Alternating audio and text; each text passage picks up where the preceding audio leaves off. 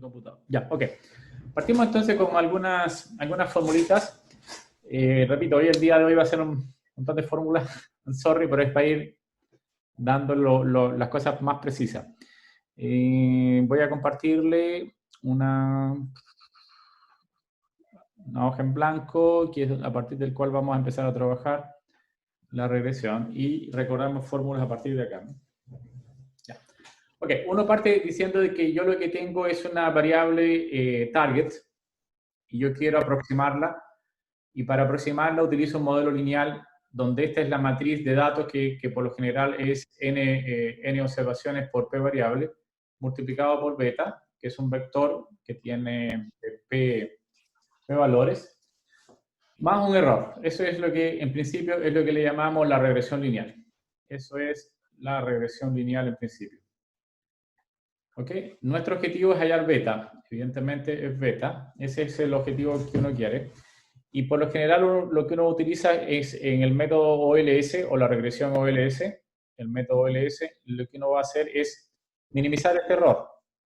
Ese error es lo que yo no quiero minimizar. Y es decir, lo que yo necesito es tomar los cuadrados de esos errores. Es decir, algo así como podemos llamarle para... Recuerden que para que tengan, para recordar bien, ¿qué cosa es I? I es un vector que tiene la forma así, I1 hasta IN, ¿no? Que son los valores de nuestra variable target. Eso es lo que es, ¿no? Y bueno, X ya los habíamos dicho, es una matriz de N por P, y los errores tendrían que ser entonces una matriz de... Es un vector, perdón, déjenme borrar acá. Acá es un vector que tiene las dimensiones de N por 1 también, ¿no? Porque esta también tiene las dimensiones de N por 1 para que funcione. Entonces, este es un vector que está compuesto por los errores que se comete con cada estimación de cada observación, ¿no? Hasta la N. Eso es lo que es ese que está ahí.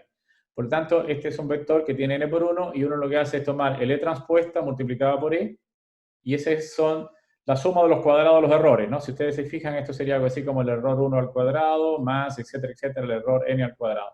Y lo que uno quiere hacer es minimizar, ¿no? Los cuadrados de esto y encontrar el beta que minimice estos valores.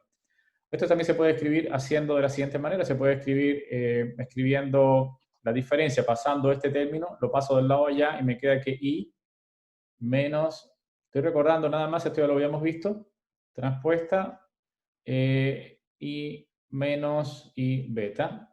Y de una forma compacta, a partir de ahora voy a escribir así, es simplemente tomar la norma 2 de I menos esto. Y la norma 2 se define como lo que está arriba, con el producto ese que está arriba. Esa es la norma 2. Entonces lo que yo quiero minimizar es esto. Y eso se llama mínimo cuadrado. Y básicamente este proceso de encontrar el valor de la B a partir de esto es lo que le llamo OLS. Y OLS es Ordinary Least Square, que significa minimizar esto y encontrar los beta a partir de acá. Haciendo eso, que ya lo hicimos en la clase pasada o en clases pasadas, nos daba que beta, el beta estimado a partir de este proceso de optimización de mínimos cuadrados, es decir, recuerden que la regresión, yo quiero encontrar ese beta que, de forma tal que esto se minimice ese error, y este es un estimado, el estimado que obtuve usando el método OLS, y por lo tanto le llamaremos OLS, el estimado OLS, para diferenciarlo de otros estimados con otros tipos de regresiones en general, ¿no? Entonces, ese estimado nosotros nos daba, después que resolvemos, nos daba X transpuesta por X a la menos 1 por X transpuesta multiplicado por Y. Ese es el resultado que nos daba de haber resuelto el problema de arriba. Si resolvemos esto, el resultado va a ser eso que está ahí, en principio. Donde esa X, repito, es nuestra X de los datos. Básicamente la X de los datos, X mayúscula, en principio. ¿Ok? Eso es lo que habíamos, resumiendo un poquito el tema. Entonces, ¿qué otra cosa más necesitaba saber acá? Es si... un poco más antes de medir, porque estos son los elementos que voy a ocupar después para hacer los cálculos. Básicamente, si yo quiero hallar el estimado, el valor estimado, es simplemente el valor estimado de la I, no el valor real. Este es el valor real de la I, de la variable target. El valor estimado se va a calcular tomando el valor estimado ese que está ahí, ¿sí? ¿De acuerdo? Donde este es el valor que yo estimé a partir del OLS, llamemos así OLS acá si les parece. para diferenciarlo. Y si ustedes reemplazan esta fórmula acá, no acá, sorry, en el OLS, o sea, voy a reemplazar todo esto que está acá, lo voy a reemplazar aquí en el OLS, y me va a quedar algo como esto. Y es igual a esta cosa, esta X grande, multiplicado por X transpuesta, multiplicado por X, todo eso a la menos 1, por X transpuesta, multiplicado por Y. ¿Sí? Okay. Entonces, la idea es la siguiente. Todo esto que está acá uno puede mostrar que tiene ciertas características importantes. Las características es, por lo general la gente le llama una matriz H, que es idempotente y adicionalmente es simétrico e idempotente. Uno puede mostrar eso de alguna forma importante. Entonces, esto en realidad en la jerga de análisis de datos se le llama la matriz HAT. HAT matrix, es lo que le dicen en general. Matrix HAT. ¿Por qué le llaman matriz HAT? Porque es la que justamente da el resultado de ese HAT que está ahí, ¿no? Es el estimador. Entonces, básicamente, uno puede decir que el valor estimado de los targets, yo lo puedo encontrar a partir del valor real, o sea, el valor de las etiquetas reales o de la matriz target, aplicando un operador H que es una especie de proyector. Entonces la gráfica que uno hace habitualmente es la siguiente, ¿no?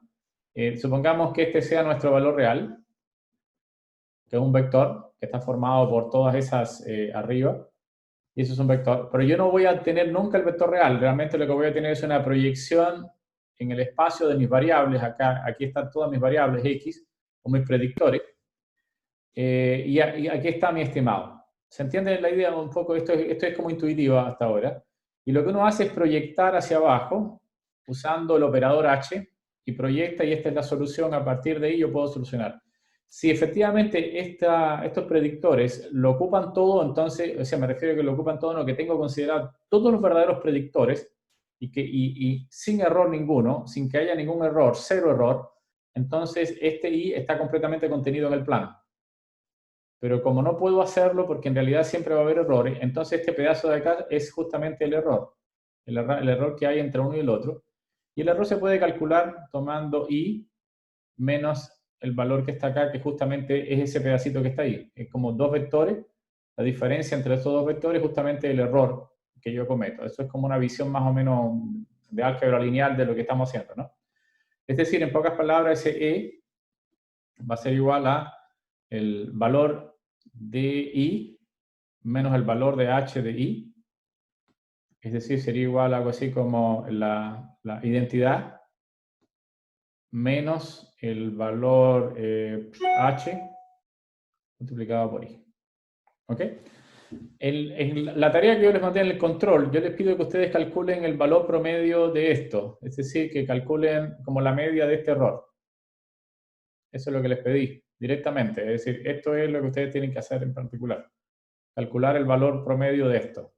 Y ahora le ayudo un poquitito a resolver el problema. Esa es la primera pregunta, encontrar el valor promedio del error, pero directamente a partir de acá. A partir de esta fórmula, tomando el valor real menos el valor que está acá, y hay que estimar el valor promedio.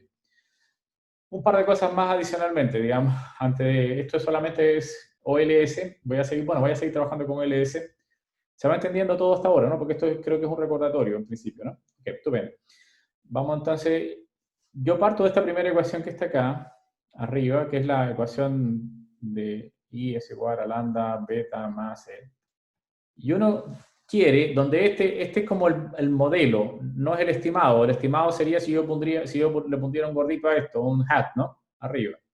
Este es el valor, el modelo que uno quiere realmente tener, y voy a suponer que este error no es precisamente por un problema del modelo mismo, sino un problema que yo no puedo controlar, algo que está fuera de mi modelo, en principio. Eso es lo que es ese error que está ahí. Si yo considero que ese error es realmente una especie de ruido blanco, que tiene algo así como un 0 y tiene una sigma cuadrado acá, ¿ok?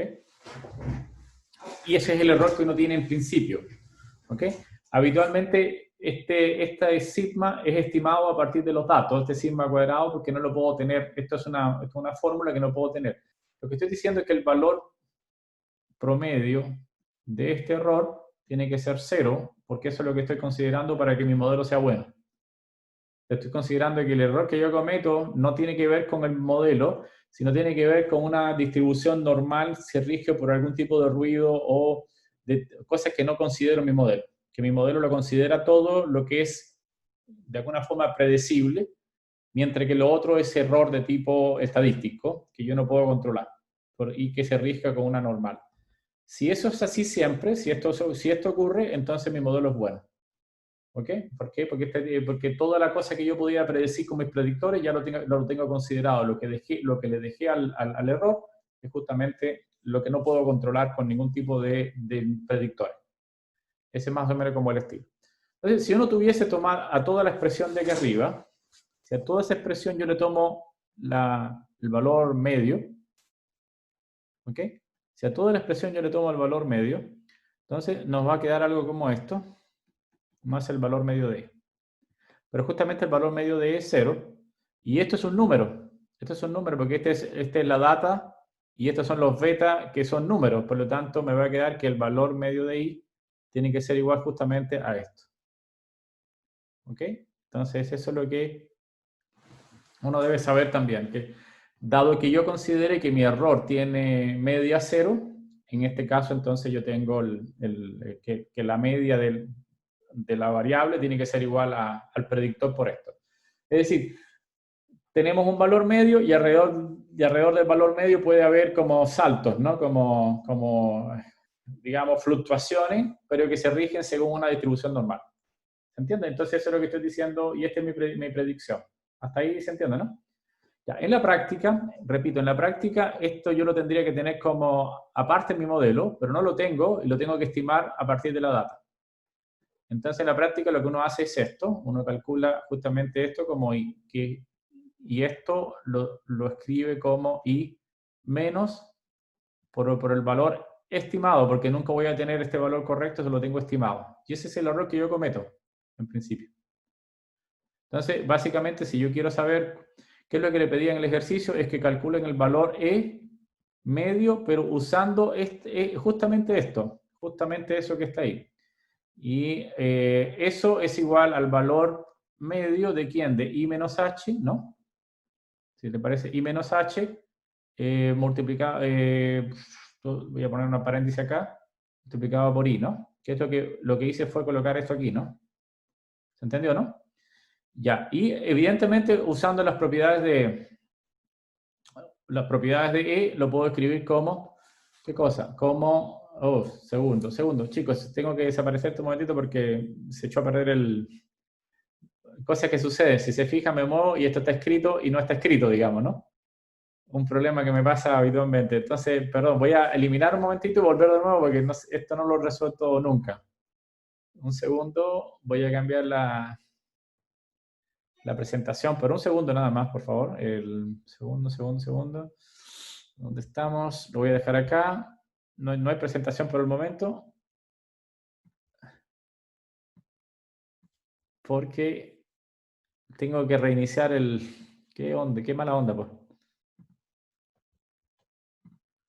Ya. Cuando me ocurren estas cosas es como complicado. Ya, ahora sí lo voy a volver a colocar, pero todo lo que escribí se perdió. No todo, pero una parte. Ya, lo último que escribí, que lo tienen ustedes, me imagino, ¿no? Si lo escribieron, porque ahora lo que pasa es que lo escribí, pero no sé qué le pasa al sistema que se queda como... En fin, en pocas palabras, creo que yo les pedí lo que había que calcular era esto, ¿no? Si mal no recuerdo, que es el valor de, ¿qué cosa? De I menos H, ¿no? Multiplicado todo por I. Y yo quiero calcular eso, en particular, y usando las propiedades me va a quedar esto. ¿Ok? ¿Está bien hasta ahí? Y recuerden que habíamos dicho que E a la I es simplemente igual a esto, ¿no? ¿Sí o no? Por lo tanto, aquí tendríamos I menos H por esto, ¿no? Ah, eso era, ¿no? Creo que era eso lo que tendríamos. ¿Sí? ¿Hasta ahí? ¿Están de acuerdo, no? Ok, entonces nos queda entonces que si yo, siguiendo acá, nos va a quedar que si yo multiplico esto por cada uno de ellos, nos va a quedar esto por la identidad, nos va a quedar esto, menos h por esto por esto. Creo que era así el cuento, ¿no? No estoy muy seguro que sí es así. ¿Está ok? ¿Sí? Ya. Entonces, creo que nos enredamos más de la cuenta. Y por H me da un número, y por eso puede salir de la esperanza.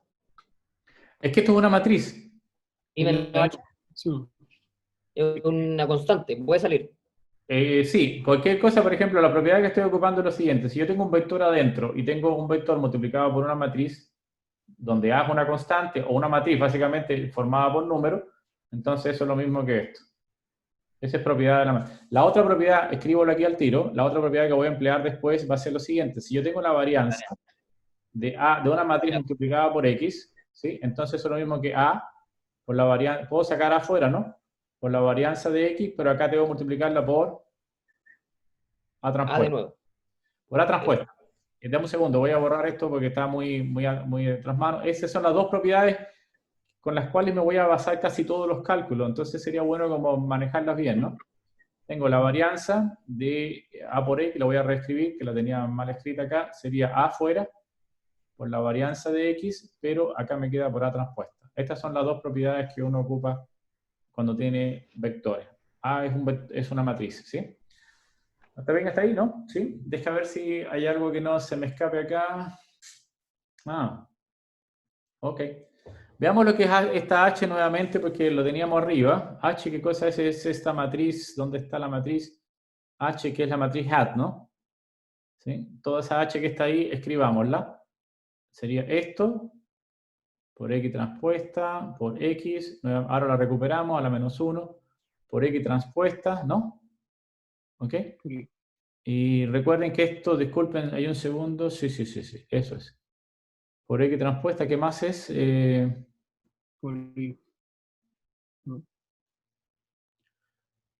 perdí. Por X transpuesta, me falta X transpuesta. Por X, ¿no? Y eso viene por esa X y por beta. ¿Están de acuerdo, no? O sea, todo esto es la matriz hat. H. Que está acá, ¿no? Es X, correcto, X transpuesta, por X a la -1 por X. Y esta es X que está, esta X que está acá es la que escribí acá. ¿Se entiende o no? ¿Sí? ¿Sí o no? ¿Se ve o no? O sea, me refiero de que esta H es todo esto, eso es H, hasta acá. Y esa X es la que escribí aquí. Eso me queda. Ahora, si ustedes se fijan, esto que está acá es exactamente lo que tengo acá con a la -1, ¿no? Por lo tanto, yo puedo cancelar esto, lo puedo cancelar con este, ¿no? ¿Sí? ¿Están de acuerdo, no? Y si lo cancelo, nos va a quedar que E es igual a X beta menos, ¿y qué nos va a quedar después? Bueno, este solo con este beta menos X beta. Por lo tanto, el resultado es 0. ¿Ok?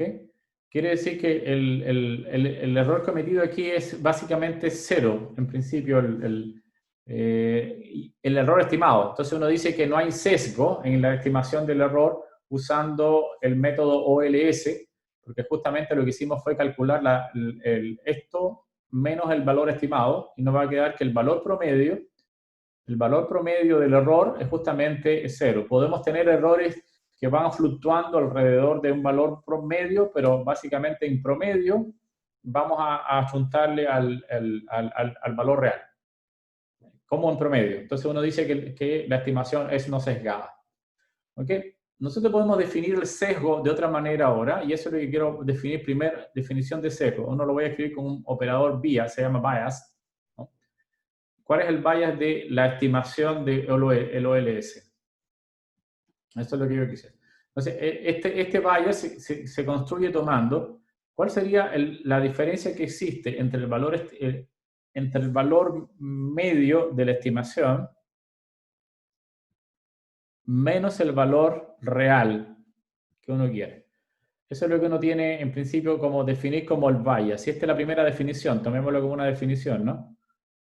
¿Sí? Para controlar cuál es el bias o el sesgo que tiene. Uno lo que quiere es que el valor promedio del estimador que uno tenga, cada vez que hablo de estimador lo voy a escribir con este gorrito arriba, ¿no? El valor promedio del estimador coincida con el valor real. Eso es lo que uno quiere, y eso uno dice que si eso me da 0, significa que es no sesgado. Hagamos el cálculo de esto nuevamente, volviendo a escribir acá, es un poco repetir lo de arriba, se van a dar cuenta que son los mismos cálculos. Por cierto, esto que acabo de escribir ahora es la respuesta a su primera parte del ejercicio de control, ¿no? Es decir, demostrar que eso es 0, encontrar el valor medio al valor 0. Ahora voy a usar eso mismo, prácticamente lo mismo, para encontrar el bias que tiene la OLS. La idea es después calcular el bias calculado, pero para otras regresiones, ¿no? También. Entonces déjenme un poquitito, voy a calcularlo usando la misma fórmula. Por ejemplo, yo quiero calcular, partamos calculando el valor esperado de esto y ocupando las fórmulas que ya tenemos, ¿no? Un segundo. Ok. Llegando a las fórmulas que ya tenemos. Que el lápiz se me corre. Ya, un segundo. Ok. Listo. Sigamos entonces con el cuento. Apliquemos la fórmula. ¿Quién es el OLS? ¿Cómo se calcula? Se calcula usando esta formulita que tengo arriba, donde está siempre el beta. Ese es el beta que voy a escribir. Que sería la fórmula de adentro X transpuesta, ¿no? Por X. Todo eso a la menos 1. ¿Qué más donde estoy? Por X transpuesta. ¿No? Y todo eso multiplicado por Y, ¿no? Eso es lo que es. Bien. Creo que eso es lo que es beta. A ver si siendo beta es eso, beta OLS, ¿no? Eso es. Aquí estoy ocupando la misma fórmula acá todo el tiempo. Opa, estaba medio extraño el... ¿Qué puedo hacer para resolver esto? Lo mismo que antes. Todo lo que es matriz lo saco fuera. ¿Ya? Entonces, al sacarlo fuera, de hecho es el mismo ejercicio de arriba. Es casi la misma técnica para hallar el bias que para hallar el error que acabamos de calcular. Para hallar este error usamos la misma metodología. Entonces me queda X transpuesta y adentro me va a quedar solamente el valor medio, ¿no? ¿Sí? Pero recuerden qué cosa es el valor medio de Y. El valor medio de Y ya lo habíamos calculado, siempre va a ser el valor de X por beta, ¿no? En alguna parte lo escribí. Aquí está, ¿no? Bien, entonces, ups, segundo. Uy, que estoy molesto con esto, seguro. No sé por qué está tan mañoso hoy.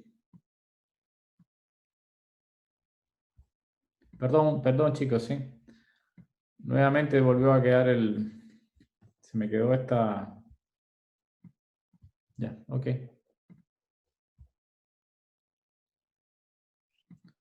Un segundo, vuelvo de nuevo a mostrar el...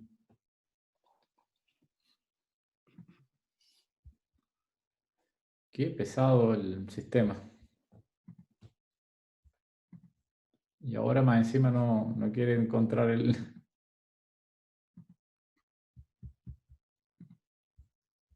Perdón, ahora si lo toma... Ya. Ya, ok. Bueno, qué complicación. Me quedaría entonces X transpuesta por X a la menos 1 por X transpuesta, y este sería por X por beta. Bueno, y ustedes pueden darse cuenta de que cuando yo multiplique todo eso me va a dar beta, ¿no? ¿Sí? Por lo tanto, ¿qué es lo que acabamos de mostrar? Que el bias para la determinación de BOLS es igual a 0. En el caso, esto es para la regresión lineal método OLS. Entonces, quiere decir que la regresión lineal es un método que no tiene bias, no tiene sesgo. En principio, ¿qué significa que no tenga sesgo? Significa que consideró todas las variables, todos los betas como importantes, de alguna manera. No es cuando uno hace el sumario, en definitiva, el sumario hace una prueba test adicionalmente al mismo modelo para indicarme si yo puedo considerar esto como 0 o no 0 los coeficientes. Pero en principio el método OLS no hay ninguna distinción en particular de las variables, las va a considerar todas como importantes. ¿Ok? Entonces, veamos un poco más sobre la varianza ahora. yo defino la varianza ahora, quiero calcular la varianza en la determinación de beta, o LS. ¿Ok? Entonces tengo el bias y ahora voy a determinar la varianza, que son los dos criterios que uno tiene que hacer para resolver si el modelo funciona o no funciona correctamente, ¿no? ¿Se entiende hasta ahí, no? Bien, entonces vamos a la varianza, y la varianza voy a hacer lo mismo. Recuerden que usando la otra propiedad de la varianza, me queda que la varianza de la matriz, que sería X transpuesta por X a la menos 1 por X transpuesta multiplicado por Y, eso es lo que es es lo que tendría que haber la varianza, porque todo esto es el beta OLS, ¿no? ¿Están de acuerdo, no? Ya, todo esto que está acá es una matriz, y la única variable aquí sería Y, la única que puede tener varianza, porque todo esto son números, ¿no? Son una matriz. Y esa matriz, entonces, aplicando las propiedades, yo lo puedo...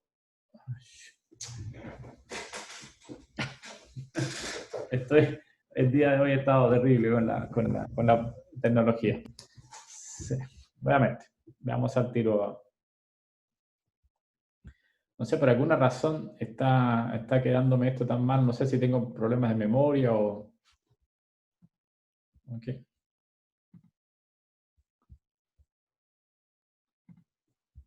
Segundo, compartir. Ya. De nuevo. Así no vamos a terminar nunca. Ya, varianza. Varianza de beta OLS es igual a la varianza. Bueno, voy a adelantar un poco. ¿Sí? No adelantemos. Si no se complica. Varianza de X transpuesta por X a la menos 1. Multiplicada por X transpuesta, multiplicada por Y. Como les decía, todo lo que no acompaña a la Y es un número, lo puedo sacar afuera como una gran matriz, ¿no? Se me quedaría X transpuesta por X, todo esto a la menos 1. ¿Sí? Por X transpuesta, multiplicado por la varianza de Y, ¿no? Y del otro lado lo mismo, pero transpuesto, ¿no? ¿Están de acuerdo? O sea, todo lo mismo que está dentro, pero con una transpuesta. Sería X transpuesta, X a la menos 1, multiplicado por X transpuesta, y todo eso transpuesta. ¿Están de acuerdo? ¿Sí? Ok. Resolvamos esto de alguna manera. Bien, ¿qué cosa es la varianza de Y? Bueno, la varianza de Y es la varianza de una variable que yo conozco, que es la variable target. Y esa variable puedo calcular, la varianza de Y, la puedo calcular o estimar, y es la varianza sigma cuadrado, que es la varianza que tiene mis datos. ¿Sí? Eso es lo que es el sigma cuadrado. Pero ese sigma cuadrado, por lo general, yo no puedo determinarlo porque eso es un modelo. Es un modelo normal, pero sí puedo estimar. Y la forma de estimarlo es la siguiente. Sigma cuadrado, puedo tomar, por lo general, esta es la manera en que uno la define, como el error multiplicado por E. Ese es el error al cuadrado. Recuerden que estas son la diferencia que hay entre el valor real y el valor estimado, pero se divide por el número total de variables que hay y se le resta el número, disculpen, este es el número de observaciones menos el número de variables. Esta forma que está acá viene de estadística, no quisiera meterme mucho en el tema, pero es la forma que es un estimador. Esto es lo que le llamo un estimador de la varianza. El estimador de la varianza de cualquier variable, no solamente de Y en particular. Estimador de la varianza. Es un estimador no sesgado de la varianza. Y básicamente lo que tengo arriba son las sumas de las diferencias al cuadrado entre el valor real y el valor estimado. Y en vez de dividirlo por n, por lo general se divide por el número de variables, del número de observaciones más el número de variables. Si n es muy grande, entonces ese p no tiene ninguna influencia. ¿Ya? Y esto se hace evidentemente porque alguien demostró en alguna parte de estadística que eso es un buen estimador cuando tengo pocas variables. Por ejemplo, cuando tengo pocas variables funciona muy bien, y este es mejor que dividirlo directamente por n, ¿no? Que es lo que uno habitualmente hace, ¿no? Toma la diferencia, la divide por n y eso es el promedio que tiene de error. En este caso se le resta p, pero este tiene un problemilla y ha sido demostrado. No es que tenga un problema en la fórmula, sino que te muestra ya un problema importante dentro del modelo. Y es en el caso de que P sea grande. Supongamos que P es grande. Es grande. ¿Qué significa que P sea grande? Una pequeña observación que puedo escribir acá nada más antes de seguir con la fórmula. Este es un estimado de la varianza que tengo de mi variable target, la variable que yo quiero predecir. Si P es grande, ¿qué significa P grande? Que P sea del orden de N, más o menos es lo que significa P grande. Por ejemplo, hay un problema muy serio en genética. En genética yo le he dicho varios ejemplos así como en medio intuitivo, donde yo tengo muchas variables, que son los marcadores genéticos, por ejemplo. Tengo 3 billones de variables, que cada una representa la expresión genética de un gen. Y tengo muy pocas observaciones que corresponden a pacientes. Cada paciente tiene un montón, tiene 3 millones de genes que estoy midiendo, por ejemplo, alguna expresión genética con un valor numérico. Y tengo, por ejemplo, 100 pacientes con 3 millones de variables. Una cosa como esa puede ocurrir. Entonces, en esos casos tengo básicamente un problema bastante grave porque tengo mucho menos variables, disculpo, mucho menos observaciones que variables. El problema ocurre, y eso ya es un tema que no, a ver, en pocas palabras, no puedo ocupar regresiones en genética. Imposible porque por esa variación de variables no puedo, es imposible. Nos daría un sigma cuadrado negativo y eso es imposible, ¿no? ¿Okay? Entonces, eso sería como, por eso no se ocupa esa regresión tal cual y es un problema verdaderamente complejo. Durante un tiempo fue un problema serio, ¿sí? En general. Sin embargo, podemos ocupar, como vamos a ver después, en vez de ocupar la regresión de tipo lineal como esta, sí podemos ocupar las otras regresiones. Me refiero a la de tipo Lazo y la de Rich, sí se pueden ocupar en genética porque no tengo ese problema. Y eso es lo que voy a mostrar en un ratito más, si es que llego al día de hoy, ¿no? Que ya nos hemos demorado un segundo acá. Ok, chicos, una cosa antes que nada. Si n es grande, ¿qué va a pasar? Que sigma cuadrado se va al infinito, ¿no? Entonces significa que si yo tengo muchas variables y pocas observaciones, mi modelo tiene una varianza enorme. ¿Se entiende, no? Y si tiene una varianza enorme significa que no puedo determinar de manera estable los coeficientes beta, porque esta es la varianza de la determinación de los betas, y mis betas entonces son muy disímiles, y basta una pequeña variación muy pequeñita de mis datos, y mi beta se comporta de una manera bastante brusca, porque tiene una varianza muy grande. ¿Se entiende, no? Entonces, eso ocurre cuando el número de variables es muy grande. Eso me dice que todavía no he hecho el análisis completo, que ahora voy a hacer el análisis completo, y me dice lo siguiente, solamente con esta pequeña observación nada más, que a mí me gustaría no tener tantas variables, me gustaría eliminar variables. Si yo elimino variables de mi modelo, mi variabilidad empieza a disminuir.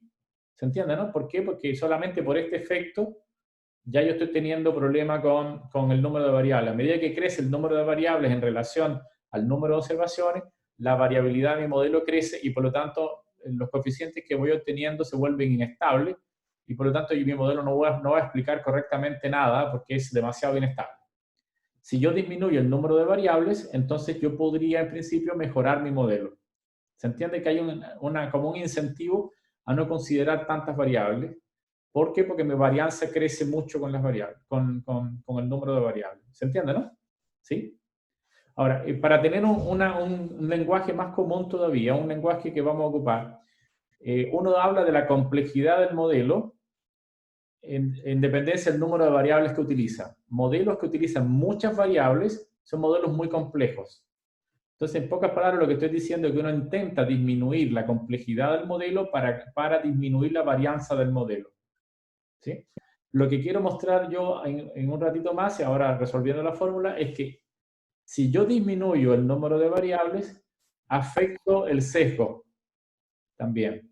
Entonces hay una especie de balance que yo, tratando de resolver un problema con la varianza, elimino, o sea, hago que mi modelo se vuelva sesgado, porque mi modelo, por ejemplo, acá tiene sesgo cero si considero todas las variables. Pero si no considero todas las variables, si no considero todas las variables, entonces puedo afectar el bias. ¿Ok? Bien, ok, listo. Vamos, hasta ahora es un avance nada más, pero sigamos con la fórmula, a ver. Pero sigo teniendo problema con la... Realmente no sé qué pasa con esto. Uf. Ups. Ha sido una locura de... Sorry.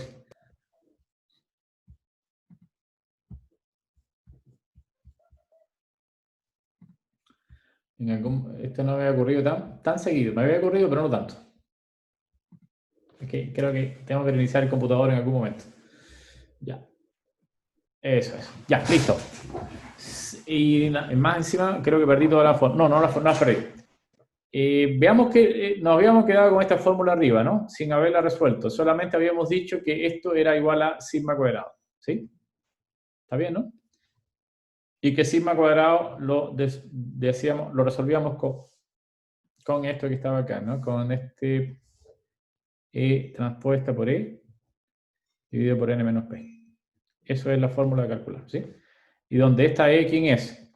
Es I menos I transpuesta, ¿sí? Eso es lo que, en principio, la fórmula para estimar sigma cuadrado, a partir de la data. Veamos esto que está acá. En principio, fíjense en este factor de acá. Si yo tengo este factor, como estoy aplicando la transpuesta a esto, ¿no? Este numerito iría para el otro lado como transpuesta, ¿no? Porque es el producto de esta matriz por esto, ¿no? ¿Están de acuerdo? Entonces, al calcular la transpuesta, se invierten estas cosas y aparece una X acá, ¿no? ¿Sí? ¿Sí o no se ve? Y me queda la transpuesta de esta matriz que está aquí. Pero esta matriz es simétrica, y voy a mostrarle que es simétrica un momentito, porque en realidad lo necesito. Entonces, esa matriz que es X transpuesta multiplicada por X a la menos 1 es una matriz simétrica. Me va a decir, ¿por qué van a ser simétricas? Bueno, ahora lo voy a mostrar por qué va a ser simétrica, ¿no? En un momentito. De hecho, ya lo sabemos, ya que es simétrica por una razón. Entonces, ¿qué significa eso? Que ya la transpuesta se queda igual, ¿no? ¿Entiendo, no? Entonces, en principio, lo que está acá, voy a escribir aquí más abajo, nos va a dar lo siguiente. Nos queda X transpuesta por X a la menos 1 por X transpuesta. Sigma cuadrado es un número, por lo tanto lo puedo escribir delante, ¿no? Es un número, es un valor calculado. Y acá nos va a quedar, ¿qué cosa? La transpuesta esta pasa adelante como transpuesta y me queda transpuesta, la transpuesta me da X, ¿no? ¿Está bien? ¿Sí o no? Sí. Todo eso multiplicado por X transpuesto por X a la menos 1, ¿sí? ¿También hasta ahí? Ya, ahora me doy cuenta de que esto y esto son iguales, ¿no? Me refiero de que son una inversa de la otra, por lo tanto puedo cancelar esta con esta. Y nos va a quedar entonces que la varianza, voy a hacer lo siguiente acá, voy a escribir que la varianza de beta OLS es simplemente igual a sigma cuadrado multiplicado por X transpuesta por X a la menos 1. Y tengo la fórmula para la varianza. Fórmula para la varianza. ¿Ok? ¿Me están siguiendo, no? ¿Sí? ¿Hasta ahí todo se va entendiendo o no? Si yo quisiera, disculpen, terminar con la fórmula, me va a quedar lo siguiente. Para el caso OLS, resumiendo, caso OLS, tengo lo siguiente. Tengo que el bias de BOLS es simplemente igual a 0. Y tengo que la varianza de BOLS es igual a E transpuesta multiplicado por E dividido por N menos P multiplicado por sigma transpuesta por, no sigma, no, disculpe, la X grande transpuesta a la menos 1. Ya, esto es todo lo que necesito saber de lo que es la varianza y lo que es el bias para el caso de una regresión lineal ordinaria. ¿Está bien hasta ahí? Ya, yo les decía que yo quiero saber qué significa, por qué esto es simétrico, etcétera, etcétera. Y para eso yo les recuerdo las primeras fórmulas que tuvimos nosotros, que era una época donde habíamos hecho hartas fórmulas, que recuerden que esto era lo que le llamamos la matriz de covarianza, ¿no? En la matriz de covarianza. Un estimador de la matriz de covarianza era S. Y ese se calculaba tomando, por ejemplo, ahí no, tiene un problema ahí, pero bueno, no importa. El problema es que ya yo utilicé la letra H aquí arriba como hat, la matriz hat, y acá voy a usar una matriz H, pero no importa.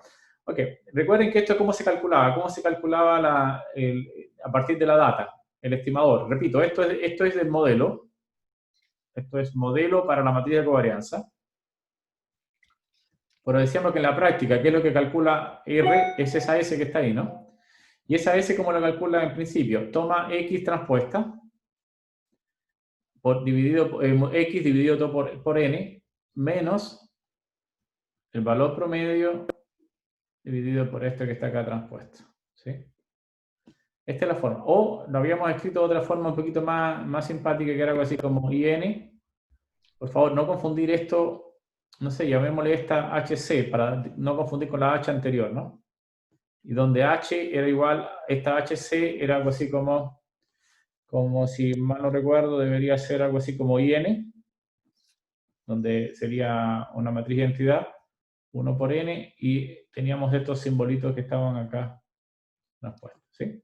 Que sería la matriz central. Eso lo habíamos hecho casi al principio de la clase cuando estábamos introduciendo lo que era estadística multivariada, ¿no? ¿Ok? Bien, vamos a suponer en nuestro ejercicio, sin pérdida de, digamos, de generalidad, que todas nuestras variables están centradas. Centrada significa que a todas las variables yo les resto el valor promedio, o las escalo, en principio. ¿Qué significa que estén centradas? O sea, que mis variables estén centradas. Variables centradas significa que si la X, repito, si la X está centrada, entonces mis X son variables centradas, entonces los valores promedio de esa X son 0. ¿Se entiende, no? Porque está centrada alrededor del valor medio y eso significa esto. Entonces, en principio, si mis variables son centradas, que no hay nada de que me impida centrar las variables, solamente el resto de sus valores medios a toda la data. Si tengo las datas, le resto por columna, le resto los valores medios por columna y con eso centro mis variables. De esa forma, ¿cómo me queda S? S me va a quedar simplemente sin esta parte de acá, ¿no? Porque son 0, está centrada, ¿no? ¿Ok? Entonces nos va a quedar como X transpuesta multiplicada por X, bien, dividido por N. ¿Se entendió, no? ¿Hasta ahí? ¿Sí? Ok. Uy, uy, uy. Ah, qué bueno, se enganchó.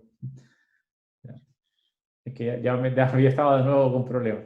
Ya. Uno sabe que S tiene unas características importantes, ¿no? La característica importante que tiene S es que es simétrica, ¿no? Y además definida positiva. ¿Se acuerdan de eso, no? Que eran las primeras cosas que habíamos hecho, era simétrica y definida positiva. Por lo tanto, el producto de esta matriz es simétrica y definida positiva, ¿no? El producto de X transpuesta por X es simétrica y definida positiva. Eso es lo que uno quiere. Ahora, uno dice que es definida positiva porque además está suponiendo que el determinante de S es distinto de 0. Es una suposición, evidentemente. Porque si no, podría ser simplemente definida no negativa. Bien, pero es definida positiva. Estoy exigiéndole que sea definida positiva. ¿Entendió, no? Para poder hallar la inversa, si no, no podría hallar la inversa en principio, ¿no? ¿Ok? Entonces, además hay una cosa que habíamos visto, que para estas matrices de tipo simétrica y definidas positivas existe un teorema que es el teorema espectral. Que es decir, que la matriz S se podría escribir como gamma por lambda por gamma transpuesta, ¿no? ¿Sí? Donde gamma, recuerden qué cosa es, gamma son los vectores propios de la matriz S colgados en forma de columna. Y lambda es simplemente una matriz que está compuesta por lambda 1, etcétera, hasta lambda p, 0, 0, eso es lo que son los valores propios de esta matriz. Y esto es lo que le llamamos espectral, el teorema espectral. Pero ese teorema espectral se puede escribir de otra forma también, que también lo habíamos escrito, de una forma como desarrollando a partir de los... Ah, por eso. Ahí se me perdió la... Perdón, nuevamente tengo... Sorry, hoy ha sido muy pesado. Ya. Pierdo nuevamente acá, per tiempo en esta cosa. Debe haber una forma de no tener problema en general. Y no sé cuál sería. A lo mejor reiniciando todo el computador, pero no quiero ahora, ya no tengo tiempo para hacer el inicio. Ok, lo que les decía, yo puedo desarrollar esto de otra manera. Puedo hacer lo siguiente, tomando por cada uno de los vectores propios, desde 1 hasta p, escribir esto que es lo mismo que escribir lambda i multiplicado por el producto de gamma i transpuesta.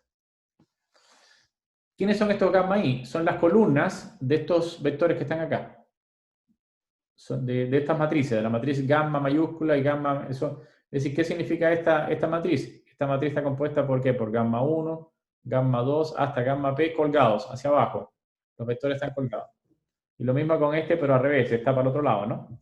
Bien, entonces, si yo hago desarrollo esto, cada uno con cada uno de ellos, y esto recuerden que es la matriz formada por lambda 1 hasta lambda p, y si lo multiplico ahora por gamma 1, gamma 2, etcétera, hasta gamma p, pero en este sentido, yo puedo desarrollar esa sumatoria que está ahí. ¿Se entiende, no? En vez de escribirlo en forma de matrices, lo puedo desarrollar por producto de matrices. Recuerden que ¿qué dimensión tiene este? Esta dimensión tiene dimensión p por 1, ¿no? ¿Y qué dimensión tiene este que está transpuesta? 1 por p, ¿no? Por lo tanto, estas son matrices formadas por el producto de este, con este, ¿no? Matrices, cada una de ellas. Y justamente lo mismo que tengo arriba. ¿Se entiende, no? Ya, ahora, otra de las cosas que yo sé del teorema es que si yo tomo S a la menos 1, es lo mismo que dejar el mismo gamma, y aquí tomo a la menos 1, ¿sí? Por gamma transpuesta. ¿Me van siguiendo, no? ¿O está muy complejo o muy abstracto hasta ahora? Ya, estoy mejorando las fórmulas para que después las voy a ocupar ahora y vamos a sacar algunas conclusiones a partir de ellas, ¿no? Repito, por el teorema espectral, de hecho, si yo elevo esto a cualquier cosa, la alfa, como que no se afecta ni este, sino el de adentro nada más. ¿Ok? Es decir, si yo desarrollo esto, sería algo así como S a la menos 1 va a ser igual desde I igual a 1 hasta P. Y aquí, recuerden, esta a la menos 1 tiene los siguientes valores propios. Es 1 menos lambda 1, ¿no? Disculpe, 1 partido por lambda 2, etcétera, 1 partido por lambda P, ¿no? ¿Se entiende, no? Es al revés, como estoy con la inversa es al revés. Por lo tanto, esto sería igual a ¿qué? A gamma I por gamma I transpuesta dividido por los lambda I. Eso es lo que tengo para S a la menos 1. ¿Ok? Para S a la menos 1. Ahora recuerden que nuestras variables son centradas, por lo tanto, yo tengo esta relación acá. ¿Sí? Esta relación es arriba. Es decir, tengo que S es igual a, según lo que está arriba, sería X transpuesta por X dividido por N, ¿no? Por lo tanto, S a la menos 1 sería igual a ¿qué cosa? A N, porque va arriba, por X transpuesta por X a la menos 1. ¿Se entiende o no? Como que invertí la fracción, una fracción invertida aquí. S a la menos 1. Por lo tanto, en general, lo que tengo es que S a la menos 1 partido por N es lo mismo que X transpuesta por X a la menos 1, ¿sí? Y por eso digo que esta matriz es simétrica. ¿Por qué? Porque la S a la menos 1 también es simétrica, ¿no? Bien, entonces es una matriz simétrica y definida positiva, eso es lo que tengo. Pero a partir de acá también puedo deducir otra cosa más, puedo deducir que esto es igual a ¿qué cosa? A 1 partido por N. Desarrollando aquí este teorema espectral nos quedaría como desde I igual a 1 hasta P de gamma I por gamma I transpuesta dividido por lambda I. ¿Ok? Eso es lo que tendríamos. Entonces ya tendríamos un desarrollo de la matriz X transpuesta por X a la menos 1 de esta manera. ¿Ok? Entonces yo puedo reescribir entonces mi varianza aquí arriba. ¿Dónde está mi varianza? Esta. De otra manera. La puedo escribir así. Mi varianza de beta OL, ordinary LS square, o LS, es igual a E transpuesta por E dividido por N menos P. Todo eso multiplicado por N. Y todo eso por la sumatoria de los gamma I transpuesta dividido por los lambda I desde I igual a 1 hasta P. Y tengo una fórmula ahora mucho más potente para resolver algunos casos y entender mejor los problemas que vienen después. ¿Ok? No sé si ¿Estamos de acuerdo? ¿Está ahí? Ya, chuta. Lo que no quiero molestarlo demasiado, pero se va entendiendo, ¿está ahí o no? ¿Sí? Todo concuerda. Bien, ahora pensemos un poquitito en las cosas, ¿no? Primero intuitivamente y después nos vamos a las fórmulas, ¿no? La pregunta es, no sé si se acordarán un poquito, si en lugar de las x, o simplemente en lugar de las x, recuerden que las x son mis variables iniciales, ¿no? Yo puedo transformar esas x a otras nuevas variables, llamémosle z, que sean los componentes principales.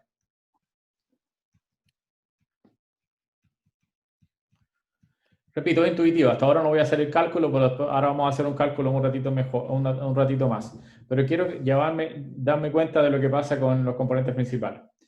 Ustedes recuerden cuál es la característica fundamental de los componentes principales. Número 1, es que es una combinación lineal de las variables antiguas. O sea, de hecho, esta z, le llamé z para no confundir con las i. Antes llamábamos i, pero ahora las i las estoy llamando a las targets. Entonces ahora le estoy llamando variables z, otras variables componentes principales.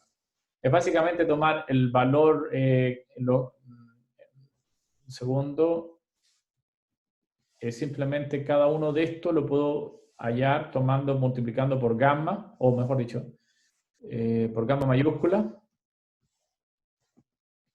Perdón. Sería como gamma transpuesta multiplicada por las x. Es decir, si yo tomo los vectores propios de la matriz de covarianza, transpuesta se lo multiplico a la x, que básicamente es lo mismo que tomar mi x grande y multiplicarla por la izquierda por gamma, o voy a obtener una nueva tabla de números que la podría llamar z, obtengo lo que se llama una nueva variable, nueva, que la puedo transformar, que se llama componentes principales. Entonces, estos son mis componentes principales. Pero los componentes principales tienen una característica muy importante. Lo importante es que cada una de estas variables, z1 sería el primer componente principal, z2 sería el segundo, hasta zp, que es el último componente principal. Yo sé que la varianza de z1 es simplemente igual a lambda 1, que la varianza de z2 era igual a lambda 2 y así sucesivamente en general. Y que las varianzas están ordenadas de manera de mayor a menor, ¿no? ¿Sí? ¿Se entendió? ¿Se acuerdan de eso, no? De los componentes principales, ¿se acuerdan? Bien, estupendo. Significa que las últimas varianzas que están acá son las varianzas más chicas, las que son casi cero. ¿Sí? ¿Se entiende? Entonces yo me voy a quedar siempre con un poquito de variables. Las primeras dos variables por lo general ya me bastan, ¿no? Es decir, si me quedo con z1 y z2, ya estos dos componentes explican un gran porcentaje de mi varianza. Y en vez de quedarme con todas las variables, me quedo con las dos primeras, por lo general, o con las tres primeras en los componentes principales. ¿Por qué? Porque las varianzas que van explicando los otros son cada vez más chiquititas, son valores cada vez más pequeños. ¿Se entendió, no? Entonces, de hecho, los últimos, no sé, voy a suponer, es casi cero. No explica casi nada. ¿Se entendió, no? Si se acuerdan de eso, no es que si me tratando de acordar. Ahora, si yo me fijo aquí arriba, aquí tengo una sumatoria por todos los p, ¿no? Imagínense que en vez de trabajar con las x, toda esta fórmula la hayamos conseguido a partir de los componentes principales. Es decir, tomamos nuestra data x, la transformamos multiplicando por la derecha por gamma y nos queda una nueva matriz z y a partir de esta z calculamos hacemos nuestra regresión lineal usando el componente principal. Es decir, primero tomemos nuestra data, lo transformamos a componentes principales y después con esa data hacemos una regresión. ¿Sí? No con la data normal, sino con la data transformada. ¿Se entendió, no? La idea está ahí. Ya, ¿qué pasa en ese caso? Y lo vemos claramente, que a medida que voy tomando más componentes principales, la lambda que está abajo se hace cada vez más chica. Recuerden que esto es algo así como gamma 1 por gamma 1t dividido por lambda 1 más gamma 1 por gamma 2, disculpe, gamma 2, gamma t dividido por lambda 2, etcétera, etcétera, etcétera, ¿no? El último valor sería algo así como gamma p transpuesta dividido por lambda p. ¿Se entiende, no? Pero este lambda p es chico, es demasiado pequeño, ¿sí? Recuerden que las que están aquí adelante son las que más se llevan los lambdas, ¿no? Entonces, de esta forma, este lambda que está acá es muy pequeño. Y si es muy pequeño, este número que es casi cero se vuelve muy grande, ¿no? ¿Se entiende la idea? Y si se vuelve muy grande porque estoy dividiendo por un número casi cero, significa que la varianza en la determinación de los OLS se vuelve demasiado grande debido a que hay una variable que es poco importante, que las últimas variables son las menos importantes. Por lo tanto, si yo excluyo esas variables, voy a ganar mucho con mi varianza. ¿Por qué? Y voy a ganar estabilidad en mi modelo. Entonces, en pocas palabras, eliminar variables me permite garantizar que mi modelo tenga mayor estabilidad, tenga menos varianza. ¿Se entiende la idea ilustrativa o no? ¿La intuición? ¿O no? Ok. Es un poco complejo, pero bueno, no es que sea complejo, sino que hay que entender la fórmula que estamos escribiendo en general. Entonces, la idea es, si yo elimino variables, se hace mi modelo, perdón, aquí está esto medio raro, al disminuir, o sea, al disminuir la complejidad del modelo,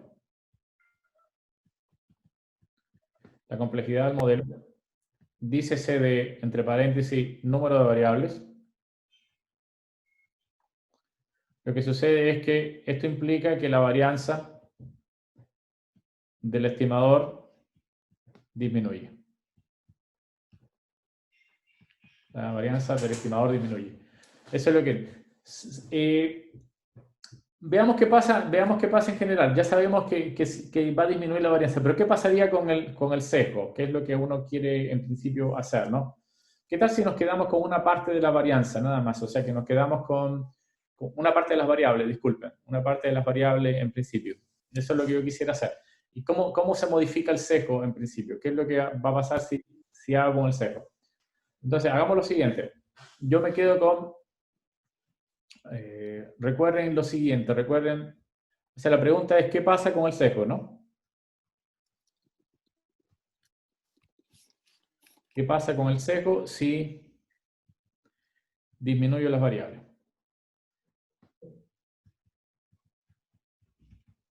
Ok, para que no se asusten, en realidad tengo muchísimas cosas que calcular, pero vamos a dejar solamente hasta ahí nada más en la pregunta, ¿no? Es decir, primero ya sabemos una conclusión importante, es que si yo disminuyo el número de variables, lo que voy a hacer, la fórmula de la varianza me está indicando que disminuye la varianza precisamente porque estoy eliminando las últimas variables que tienen más varianza, ¿no? Entonces, un objetivo sería, ya, me voy a quedar con menos variables. ¿Qué significa eso? La idea es la siguiente, voy a tomar beta, OLS, ¿cómo se calcula OLS? Ya lo he escrito como 50 veces, pero vamos a escribirlo nuevamente, porque ahora voy a escribir aquí a la menos 1 multiplicado por x transpuesta por y. ¿Cómo es que puedo escribir xt a la menos 1? Aquí lo tengo escrito en alguna parte, acá, ¿no? Voy a expresar esta variable. Y la voy a emplear aquí, en esta fórmula de acá. Me va a quedar 1 partido por n, ¿no? La fórmula sería igual a 1 partido por n, sumatoria, desde i igual a 1 hasta p, desde 1 hasta p de gamma i transpuesta dividido por los lambda i, todo eso multiplicado por gamma transpuesta multiplicado por i. Eso es lo que sería. Esa es mi forma desarrollada utilizando el teorema espectral para poder encontrar la fórmula para los LS, ¿no? La gracia de usar esta fórmula es que ahora yo tengo una sumatoria por los P, ¿sí? Una sumatoria por los P. Y ahora yo quisiera calcular qué pasaría con este OLS, llamémosle OLS, segundo, llamemos OLS transformado, llamémoslo así, que va a ser desde 1 hasta n, desde i igual a 1, y en vez de llegar hasta p, yo me llego hasta m, nada más.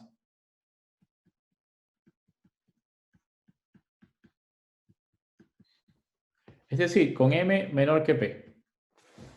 Es decir, para yo tener el resultado correcto, necesito tener la sumatoria completa, ¿no? Hasta p, con todas las variables, pero ahora yo me voy a quedar con un conjunto de variables que llegue hasta m nada más, con m menores que p. Y quiero saber si cuál sería el sesgo de este. ¿Se entiende lo que estoy tratando de hacer o no?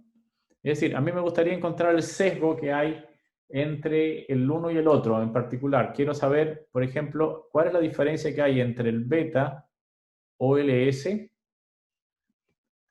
que yo sé que es igual a beta en particular, o sea, esto es igual a beta, menos el nuevo OLS. Ese es el nuevo OLS. Este está hecho con menos variables que este de acá. Es decir, estoy llegando hasta M nada más, hasta aquí hasta M. Mientras que el otro está hecho con todos los valores posibles. Yo lo que quiero mostrar es que, o quiero tratar de demostrar, esto es, disculpen, esto yo sé que es beta, el valor de sesgo yo sé que es beta. En pocas palabras, lo que quiero calcular es el sesgo producido por haber eliminado variables de mi modelo. ¿Qué sesgo? ¿Qué error voy a cometer con mi modelo si yo disminuyo el número de variables? De alguna forma contabilizarlo. ¿Se entiende, no? ¿Se entiende la idea, no? Entonces, ya yo sé que disminuyendo las variables, yo gano en varianza. Pero ¿qué pasa con el sesgo? Y eso lo voy a hacer ahora reemplazando en la fórmula. Ahora, la resta de este menos este, básicamente va a ser igual al valor promedio de la sumatoria desde i igual a m más 1 o m más 1 hasta p. ¿Por qué de m más 1 hasta p? Porque le estoy restando, este va desde i hasta p y este va desde i hasta m. La diferencia entre los dos tiene que ser de m más 1 hasta p. Es la diferencia, es lo que no estoy considerando, ¿no? ¿Ok? ¿De quién? De 1 partido por n. ¿De quién? Me muestro acá un segundo. De 1 partido por n. De gamma i transpuesta. De lambda i. Perdón con toda la cantidad de fórmulas, chicos, pero bueno, así es el cálculo de este de acá. X transpuesto multiplicado por y. Ya. Si esto hubiese sido 0, entonces automáticamente ya yo tengo básicamente que no hay sesgo, pero en realidad parece ser que hay un valor distinto. ¿Okay? Entonces todo lo que no sea número, todo esto es número, y solamente me va a quedar y adentro, ¿no? Lo saco fuera.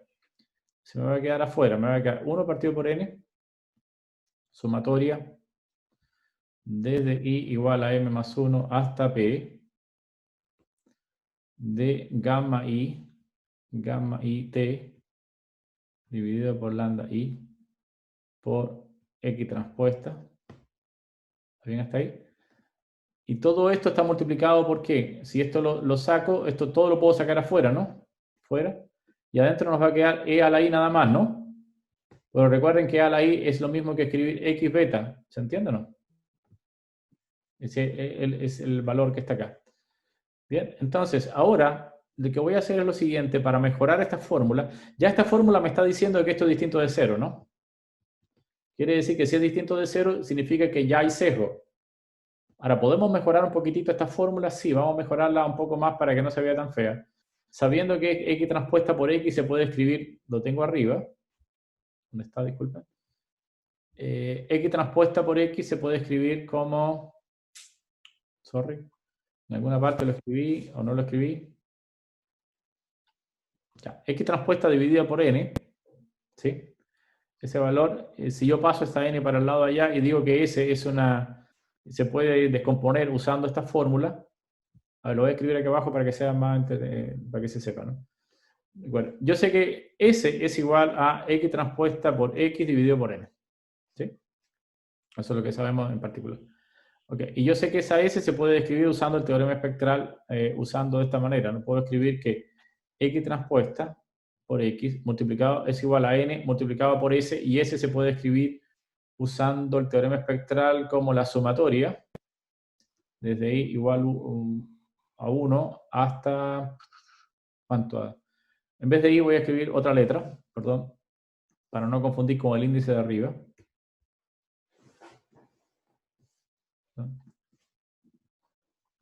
Escribamos acá, por ejemplo, otro índice, por ejemplo, J. ¿Hasta cuánto? Hasta P de gamma I, disculpe, gamma J transpuesta por lambda J. ¿Sí? Por el teorema espectral. Ya, esta cosa la voy a escribir, esto lo voy a escribir acá arriba. ¿Bien? Entonces nos va a quedar una sumatoria. Ya ahí termino, chicos, para que no se termine con esta última parte y dejo expresadas las dos fórmulas y después la vez que viene ya seguimos con las regresiones de tipo, cómo cambia alguna de estas fórmulas para las otras regresiones. O termino con un comentario más intuitivo que otra cosa. Ya, listo. Entonces, terminando la fórmula, me refiero que este valor que está aquí, asterisco, sigo aquí debajo, empleando esta fórmula, lo voy a reemplazar arriba. O sea, reemplazando esto aquí arriba, obtengo 1 partido por n, multiplicado por, bueno, esta n va a salir afuera, ¿no? ¿Sí? Que se va a cancelar, salir afuera. Y aquí me queda una sumatoria desde i m más 1 hasta p de gamma i transpuesta lambda i por la sumatoria desde j igual a 1 hasta p de gamma j transpuesta lambda j, y eso es lo que tendría hasta ahora.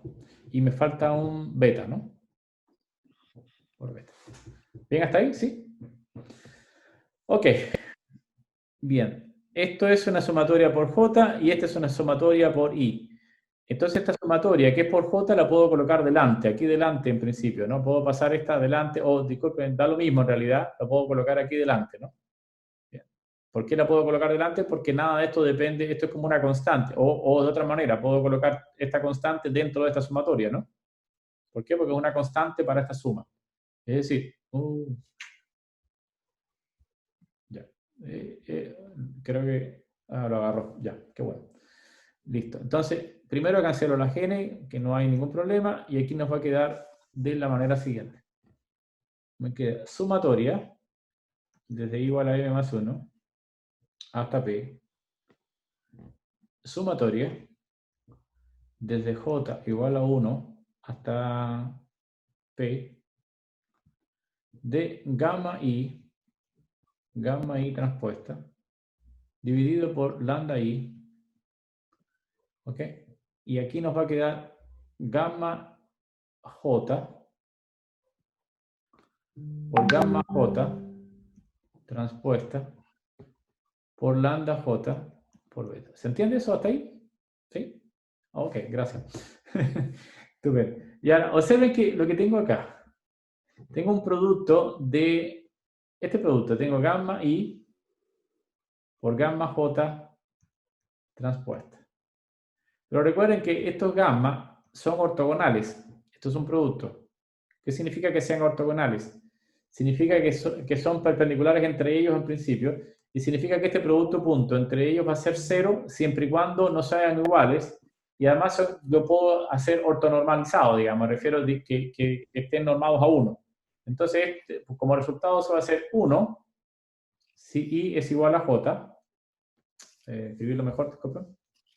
Ese producto va a ser igual a 1 si i es igual a j, y va a ser 0 si i es distinto de j. Entonces, ¿qué significa esto? Que todos estos j solamente van a tener valores iguales siempre y cuando se coincidan con los valores de i, digamos, ¿no? Por lo tanto, en principio, lo que va a quedar no es solamente la sumatoria, una sola sumatoria, la sumatoria que va desde m más 1 hasta p de que, y esta sumatoria desaparece porque en realidad me queda algo así como esto, gamma i con gamma i nada más, ¿no? Transpuesta. ¿Por qué? Porque los demás que sean distintos se anulan, ¿no? Por gamma i, qué sé yo, aquí me equivoqué, perdón. Me equivoqué. La transpuesta va primero. Acá sería gamma transpuesta, multiplicado por gamma i, multiplicado por gamma i transpuesta, por lambda i, y todo eso está dividido por lambda i, y todo eso por beta. Entonces puedo cancelar este lambda i con este lambda i, y esto me va a dar igual a 1. Por lo tanto, el resultado final es que tengo que la diferencia que hay entre el beta OLS, o mejor dicho, para hacerlo mejor, el bias que hay, voy a borrar, para haber usado el OS con menos variables, que es igual a beta menos el valor promedio del beta OLS, nos va a dar como resultado el siguiente valor. Una sumatoria desde i igual a 1 hasta m más 1 hasta p, ¿de quién? De gamma i transpuesta,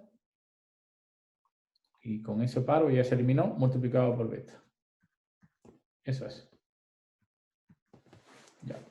Entonces, me dan cuenta de que evidentemente si este valor, m más 1, es igual a 1, porque no considero solamente m variable, disculpen, es igual a p, porque estoy tomando todos los valores, m es igual a p, disculpen, si m es igual a p menos 1 en particular, ¿no? Para poder llegar hasta acá, entonces básicamente todo se anula y estoy retomando el valor, este es el valor con ondita arriba, es decir, con menos variables, es decir, este es el beta con menos variables. Con menos variables. Beta con menos variables. Menos variables. Ya, termino, chicos, ahora termino, pero con una fase final para poder seguir con con el otro tema. Bien, la idea es la siguiente. Si yo disminuyo el número de variables, disminuyo la varianza. Pero al mismo tiempo aumento el bias. Entonces, ¿qué es lo que hago?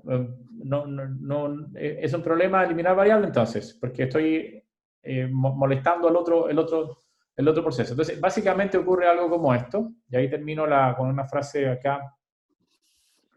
Ocurre lo siguiente. Lo voy a escribir acá con una grafiquita.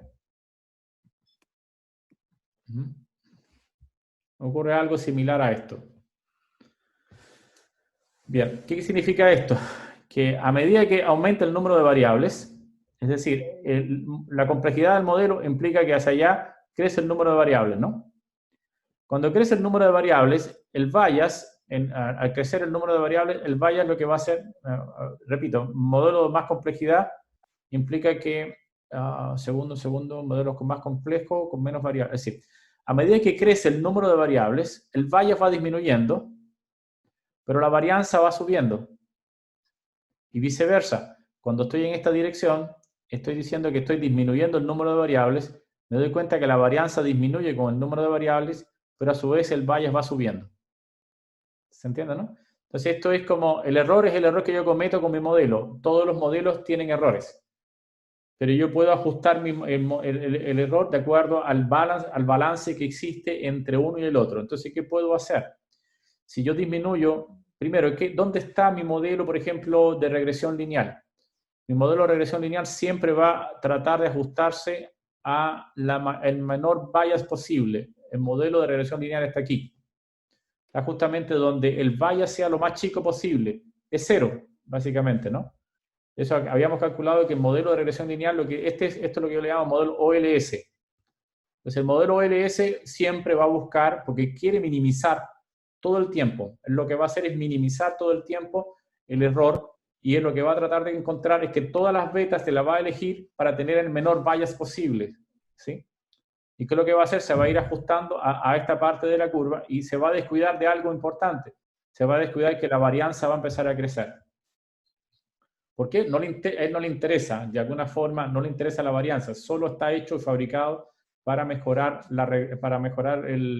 para que mi modelo se ajuste lo mejor posible acá. Quiero también intuitivamente mostrar esta formulita, esta grafiquita para que se entienda un poquito mejor.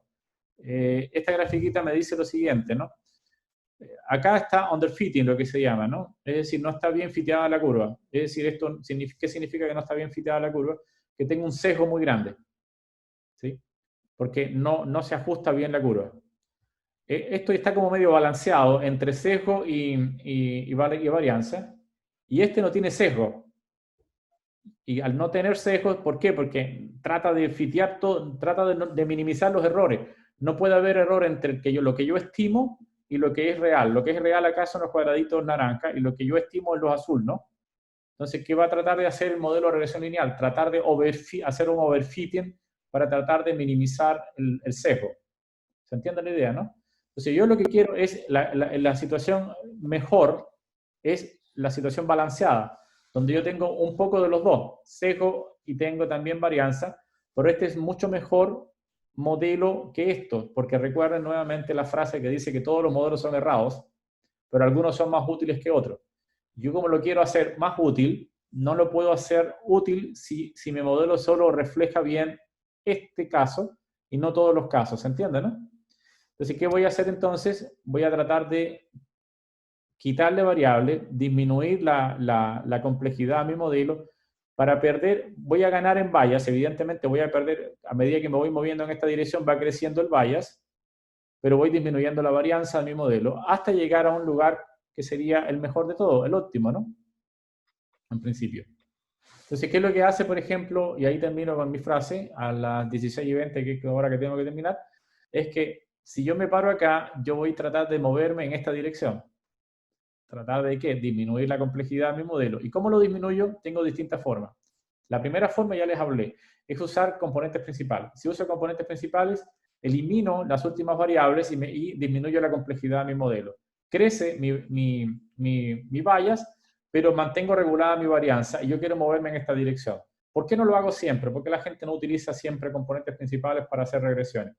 Simplemente porque las variables son combinaciones lineales de las variables antiguas y darle una interpretación es como más difícil que trabajar con las variables que tenía antes. Entonces, al final lo que tengo es una combinación de variables, pero no sabría quién variable es importante en principio. Por lo tanto, la gente no trata de simplemente hacer los componentes principales para jugar un rato con ellos y entender bien el problema, ¿no? Pero le gustaría mejor quedarse con las variables antiguas e ir eliminando cada una de ellas. Entonces, justamente lo que hace el otro método es penalizando.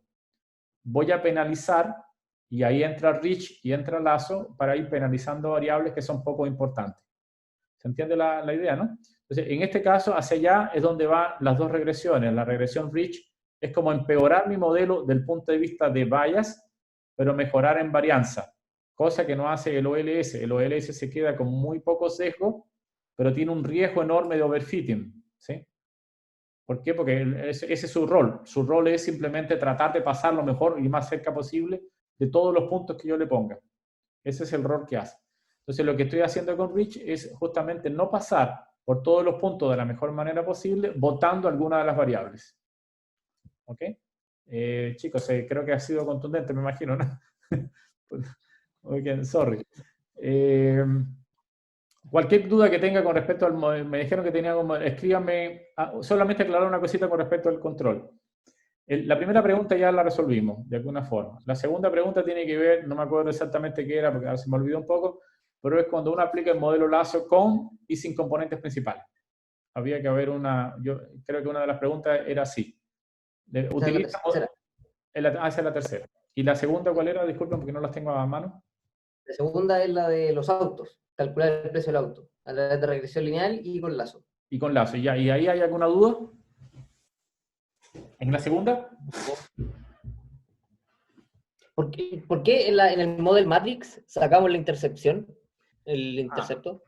Sí, lo que pasa es que tú no utilizas, el Model Matrix es algo que inventa R para hacer el cálculo de la regresión. En principio, lo que tú necesitas son tus datos. A ver si me entiendo. Tú no necesitas la matriz X. Tú no necesitas ningún Model Matrix, lo necesitas X. ¿Entienden la idea? Pero para aprovechar una característica que tiene R que es muy interesante, es que las variables categóricas o las variables factos te las convierte en ceros y uno con variables dummy. ¿Sí? Eso tendrías que haberlo hecho tú si no utilizas Model Matrix. Entonces, lo que uno hace justamente es calcular el Model Matrix porque ya R te lo ofrece ceros y unos para esas variables, pero adicionalmente te agrega una columna de puros unos que no necesitas porque eso no es parte de tu data. Tu data es X, no tenía uno en ninguna parte. Eso es parte del modelo que tú vas construyendo, por eso colocas unos en la primera columna. Entonces, lo que uno hace es eliminar esos unos y te queda con la matriz de números correctas que tú necesitas para alimentar los modelos. No sé si me logro hacer entender. De nuevo. Parece que no. Sí. Sí, repito, ahora estoy con problemas nuevamente, pero lo voy a escribir acá, se va a ver, pero no se va a grabar, no me importa. Ya, nuevamente, yo tengo una matriz X, que es, tú tienes una Y, ¿no? Beta más C, ¿no? Eso es lo que en realidad tienes. Ya, esa matriz X que está acá ya tiene incluida, porque recuerden que este modelo incluye ¿qué cosa? Incluye el beta 0, incluye el beta 1 y todos los betas P hacia abajo, ¿no? Entonces, para poder incluir esto, tu modelo en realidad no debe ser escrito así, debería haberse escrito como ¿qué? Como beta 0 más, ¿no? Beta, qué sé yo, ¿cómo se disculpa? Sería beta, por esta cosa, ¿no? ¿Sí? Pero, pero en realidad uno lo que hace es un truco. El truco simplemente es tratar de meter esto aquí adentro, suponiendo que aquí hay como puros 1 en este lugar, ¿no? Como si tu sistema ya tuviese una variable que fuese puros 1. Y por lo tanto ahora al juntar estas dos cosas, ahí aparece el 1 que está acá. Y aquí aparece el X. A ti lo que te importa es esa X, no ese 1 que fue un invento que uno hace para poder usar los modelos de regresión. Entonces, lo que uno necesita son los datos. Pero nuevamente, estos datos pueden tener tanto valores como numéricos como valores categóricos, y por lo tanto uno aprovecha lo que R ya le ofrece a uno, que es que ya tiene un algoritmo detrás, que cada vez que hay una variable categórica te la convirtió en ceros y uno, en variables ceros y uno. Porque si no, no puedes correr la regresión. ¿Entiendes? O sea, tú no puedes correr la regresión con decir, no sé, femenino y masculino. No, ¿qué es lo que hace? 0 y 1. Y utiliza una variable Dumet. Si no, tendría que hacerlo tú variable por variable para podérselo pasar. ¿Ok? ¿Se entiende o no? ¿Sí? Sí. Entonces, por eso le eliminamos siempre, aprovechamos y le eliminamos solamente el intercepto. Esa es una de las cosas. ¿Alguna otra duda? Sí. Sí. ¿Le puedo mostrar la pantalla? ¿O se tiene que ir, profe? 5 minutos más. Dame, y si lo puedo responder en 5 minutos, estupendo. Si no, tengo que irme, tengo otras Sí, cosas. Dale. pero ¿me puede habilitar la función para compartir pantalla, por favor? Para mostrarle aquí lo que me da específicamente, para poder entender. Al tiro, al tiro, al tiro. Entonces, dame un segundo, ¿cómo elimino esto? Poner en pausa, poner en pausa. No sé si ya te dejé ya o no. No, todavía no. Dice el anfitrión y la habilitó la función. El hábito ya. Ok. Dame un segundo. y, en alguna parte lo debe decir, pero no recuerdo dónde. En compartir pantalla debe salir como una flechita hacia arriba, además de la verde. Sí, sí. Y ahí dice como que puedan compartir pantalla. Sí, sí. O sea, ahí lo vi.